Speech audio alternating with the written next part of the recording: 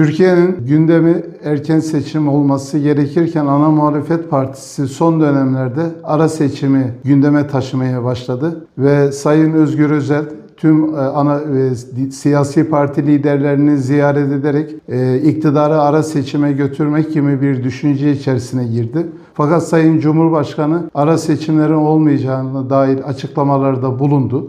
Biz Milli Yol Partisi olarak diyoruz ki Türkiye'nin asıl gündemi erken seçim olmalı ve Türkiye bu kötü gidişattan, kötü yönetimden kurtulmalı düşüncesindeyiz. Cumhuriyet tarihinin 2. yüzyılı olan yönetiminde artık Türk milliyetçilerinin, ülkücülerin devleti yönetme zamanı geldiğine inanıyoruz ve Türk milliyetçileri mensubu olanlar ve Türk milliyetçiliği fikriyatını savunan siyasi partiler bu kutsal görevden kaçmamalı. Mutlaka birlik, beraberlik içerisinde hareket edilerek Türkiye erken seçime götürülmeli.